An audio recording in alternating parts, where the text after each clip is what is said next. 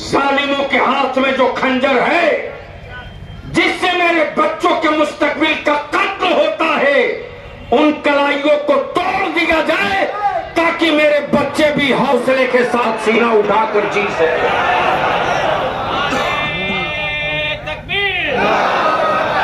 याद रखना, पेशेंस के साथ जो कौम संघर्ष नहीं करेगी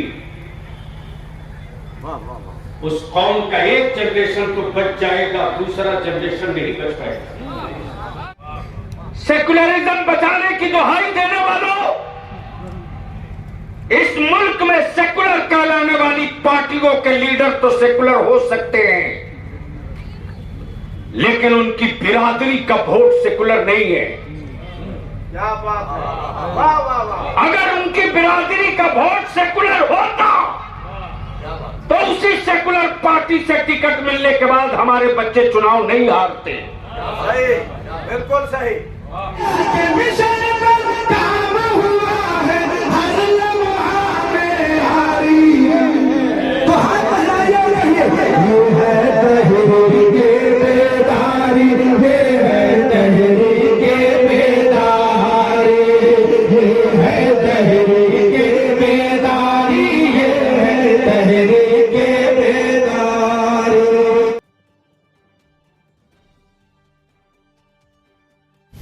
जिस कौम के बाप दादा ने इस मुल्क की आजादी में सबसे ज्यादा शहादत दी,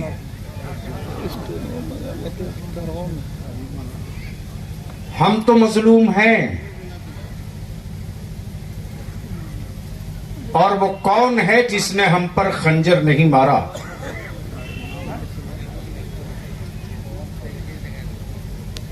अब तो सहने की आदत सी हो गई। 75 साल हो गए हमारे मुल्क को आजाद हुए। इस 75 सालों में जिन शहरों में हमारे बच्चे, हमारे बुजुर्ग, हमारे लोग कपड़ा बुनकर, हैंडलूम चलाकर, नमक रोटी पंता भात खाकर, मोटिया मार्किन पहनकर, बाबू उसको एक जगह सेट कर दो प्लीज, ऐसा नहीं करो। नहीं नहीं नहीं, उस माइक का क्या सवाल है? यही कितना अच्छा बोल रहा था। कोई तुम्हारी भी सेटिंग नहीं ना है?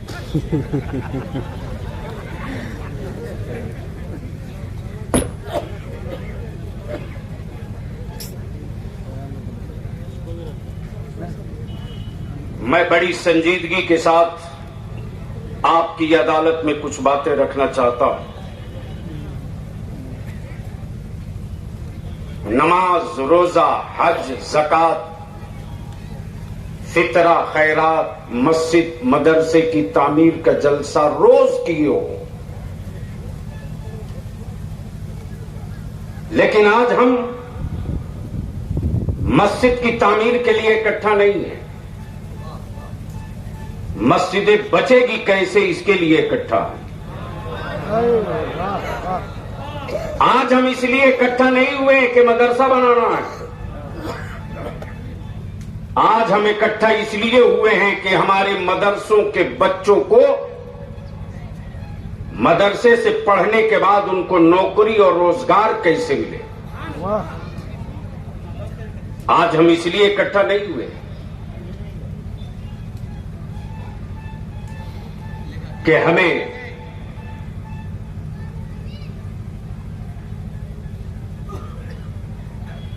अपनी कौम के और अपनी नस्लों के बच्चों को किसी साहब, किसी शख्स का रुदात सुनाना। माशाअल्लाह, ये देखिए शायरी इस्लाम जनाबे दिलबर शाही साहब और खतीबुल हिंद हजरत अल्लामा नुमान अख्तर फाइकुल जमाली साहब, शहजादे वकार मिल्लत,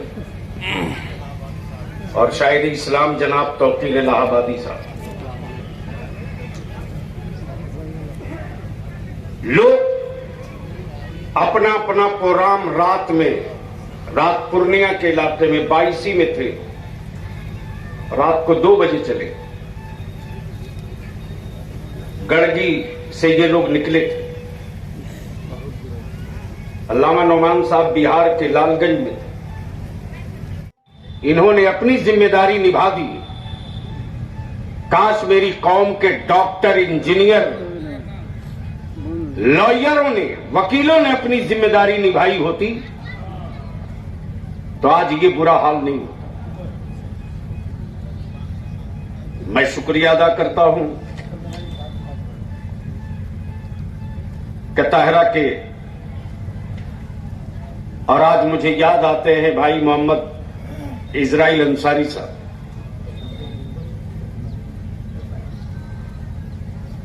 मुद्दतों के बाद मेरा एक आदमी बड़ी मुश्किल से विधानसभा पहुंचा। शायद आजादी के बाद वो दूसरा हादसा रहा होगा। उनके साहबजादे जनाब मोहम्मद इसराइल उर्फ बेनी बाबू आए बबनी, जो इस पूरे कारवां के सरपरस्त की हैसियत से रहे, और एक एक गांव का नौजवान, एक एक गांव का सदर सेक्रेटरी, एक एक मस्जिद का इमाम, एक एक मस्जिद का मुतवल्ली, एक एक कमेटी और तंजीम का सदर सेक्रेटरी, मैं सबका इस्तकबाल करता हूं। मेरे पास अल्फाज नहीं है, खुशी के आंसू छलक रहे। आज भी मेरी कौम में जिंदगी बची है। जरूरत है हवाओं से इसे बचा लिया जाए तो फिर भारत में हम उजाला फैला सकते हैं। क्या हुआ?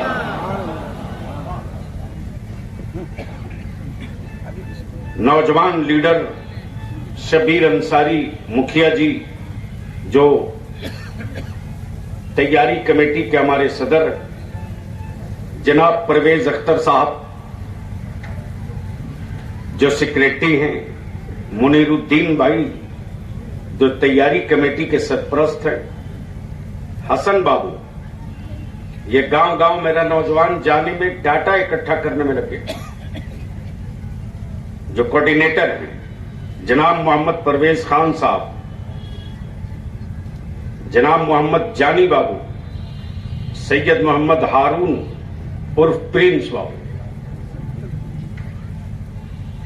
चूंकि मैं सबका नाम लूं तो एक लंबा वक्त निकल जाएगा, माफ करेंगे।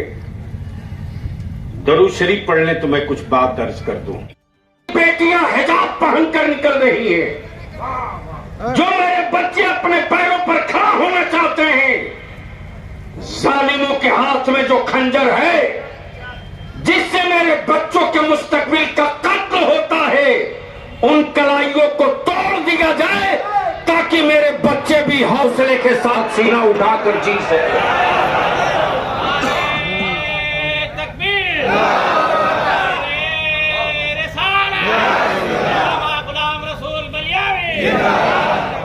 हम शुक्रगुजार हैं अपने आलिमों का। हमारा एक एक आलिम, एक एक शायर, एक एक खतीब, बलियामी ने किसी की गाड़ी में डीजल या पेट्रोल या नजराना नहीं दिया। हमारा एक एक आलिम हजार किलोमीटर सफर करके आया। ज़ईफ़ी और बुढ़ापे और अलालत के बावजूद भी खलीफे हुजूर मुफ्ती आजम अल्लामा मुफ्ती शमसुद्दीन साहब ने कहा, घबराओ मत, एक दीवार बूढ़ी ही सही लेकिन तेरे पीठ पर खड़ी है।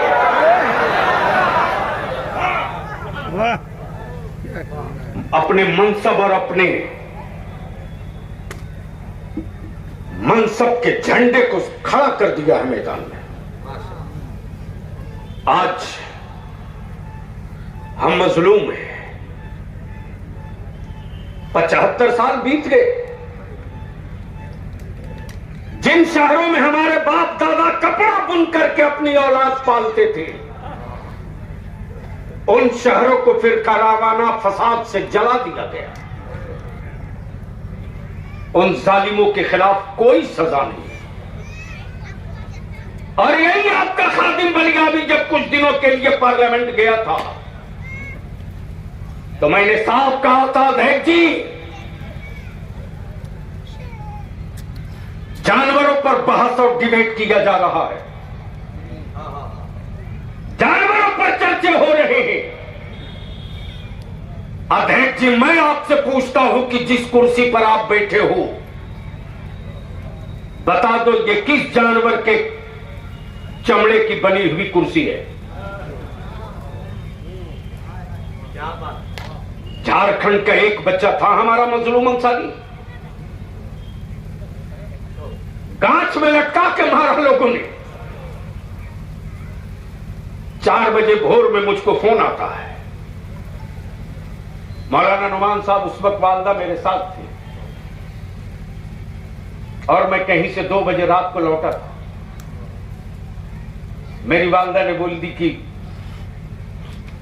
4 बजे भोर में ठंडी का मौसम, पता नहीं कौन लोग फोन कर रहे हैं।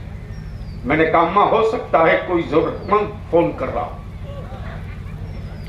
बच्ची रो रही, मार दिया।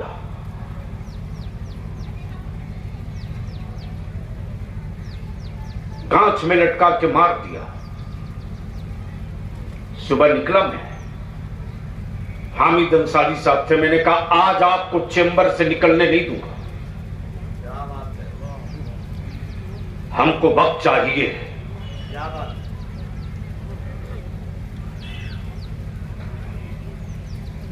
वक्त चाहिए। इस 10 सालों में दिलकश साहब, झारखंड में सिर्फ मेरे 64 बच्चों का मॉब लिंचिंग हुआ है। 64।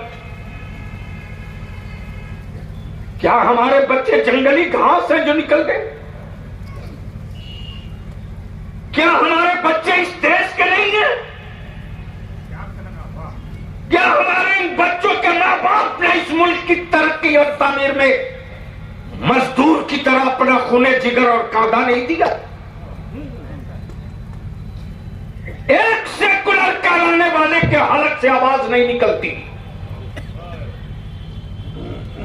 चाहे जिस पॉलिटिकल पार्टी में हो आप रहो। हमें इससे बहस नहीं, लेकिन जिस किसी सियासी पार्टी में मेरी कौम के फर्द हो रहो, बुज़दिल की तरह मत रहो। तुम्हारी पीठ पर मेरे आलिमों की पूरी फौज खड़ी है, निपट लूंगा उनके पाप से। डेमोरलाइज होकर नहीं रहने का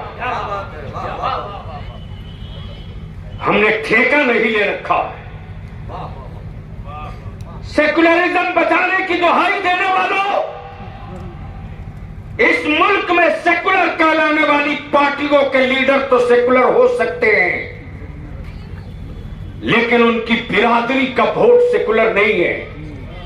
क्या बात है, वाह वाह वाह। अगर उनकी बिरादरी का वोट सेकुलर होता तो उसी सेकुलर पार्टी से टिकट मिलने के बाद हमारे बच्चे चुनाव नहीं हारते। सही, बिल्कुल सही। बहुत हो गया जमाने के सरों पर माला डालते डालते 75 साल बीत गए। अब नहीं, अब नहीं, एक लकीर खींचेगी। बिरादर गिरामी और इस तहरीक के मजबूत पिलर फाजिल गिरामी हजरते मौलाना कुतुबुद्दीन साहब रज़वी, नाज़िम आला इदारे शरिया झारखंड बता रहे। 1990 में मैंने शुरुआत की थी कि उर्दू दफन हो रही है झारखंड में। किसी जमाने में पर्शियन था यूपीएससी में, और फारसी जबान की वजह से, फारसी जबान की बुनियाद पर हमारे बच्चे आईएएस आईपीएस बनते थे।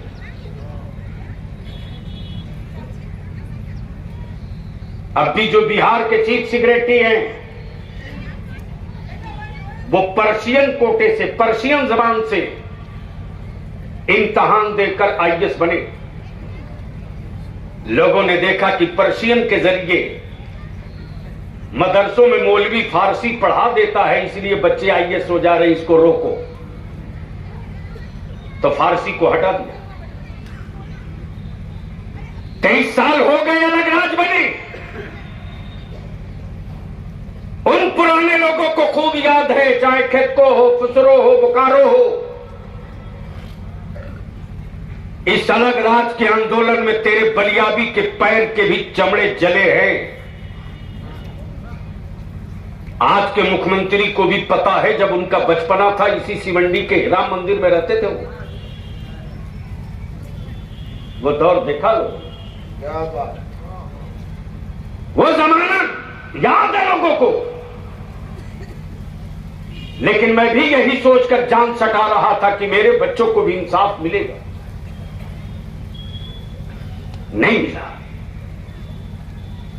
आज पेशा बन गया है, मेरे रसूल की इज्जत से खेलने का पेशा बन गया है। हम तो वो मजलूम है साहब कि आज मस्जिद अक्सा की आजादी के लिए लड़ने वाले उन जियालों के हक में दुआएं अगर कोई कर दे तो पुलिस उठा ले जाती है। हम यहां पहुंच चुके हैं, हमको यहां डाल दिया गया। याद कीजिए वो दौर,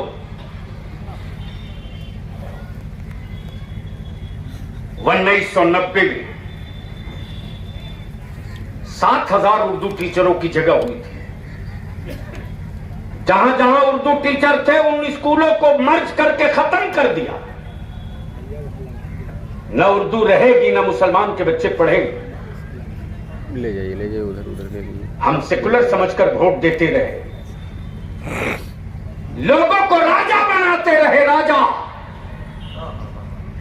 और हमारे बच्चों को लोग चपरासी बनाने को भी तैयार नहीं। इसी रांची में हमारे बच्चे 12 साल 13 साल की उम्र के पत्थर लेकर नहीं, डंडा लेकर नहीं, हथियार लेकर नहीं, छोटा सा कागज का टुकड़ा लेकर निकले थे जिस पर लिखा हुआ था, मेरे रसूल के गुस्ताखों को सजा दो, मेरे नबी के गुस्ताखों को जेल में डालो। वर्दी पहने हुए सत्ता और सरकार के गुंडों ने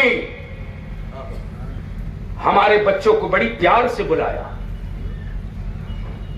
बच्चों ने वर्दी देखा तो समझा कि ये हमको बचाएगा। इसने मुल्क में अमन के लिए मजलूमों को बचाने का अहद किया है, शपथ लिया है। हमारे बच्चे अपना हमदर्द समझकर गए। हमारे उन बच्चों को AK-47 से भून दिया। एक आवाज नहीं निकली कि ये टेररिस्ट नहीं है बच्चे।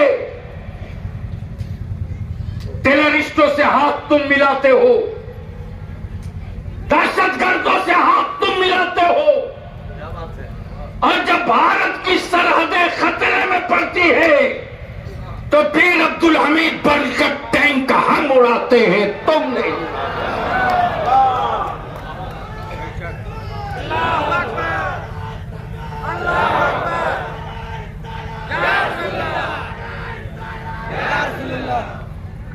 आज मुझको जानवर के बद से बदतर पोजीशन पर लाकर खड़ा किया गया। ताबेदारी शरीया ने महसूस किया कि अब हम अपने उलमा को चैन से रहने का वक्त नहीं। हां, आपकी भी शिकायत होती, आप कुछ भी करें, कोई बात नहीं, लेकिन मेरा आलिम कितनी मामूली तनख्वाह देते हो। मेरा कोई इमाम उजरत पर इमामत नहीं करता। मैं तो इनके जज्बे को सलाम करता हूं साहब, और आपसे भी गुजारिश करूंगा कि जिस कौम का मजहबी पेशवा पैदल चलेगा, जिस कौम का मजहबी रहनुमा भिखमंगा और गरीब होगा,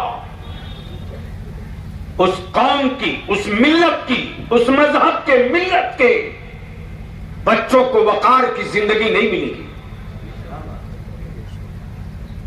क्या कहेंगे आप? आज हमारे बोकारो ज़िला डेरमो अनुमंडल के अंतर्गत कथाला फुलगोल मैदान में एक तहरीक बेदारी मुआसरा कॉन्फ्रेंस की आगाज़ की गई, जिसकी मुख्य अतिथि जो हमारे गुलाम रसूल बलियावी साहब थे, और इस तैयारी कमेटी का सदर मैं मोहम्मद शब्बीर अंसारी खेतको पंचायत के मुखिया थे।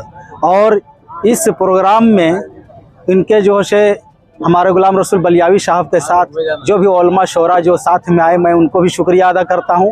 और पूरे बोकारो ज़िला से तमाम अंजुमन कमेटी के सदर, सेक्रेटरी और दीगर मेम्बरान आवाम काफ़ी जोश खरोश के साथ यहाँ पहुँचे, भारी संख्या में लोग पहुँचे। मैं तमाम कमेटी के लोगों को भी मैं शुक्रिया अदा करता हूँ इस सभा की ओर से।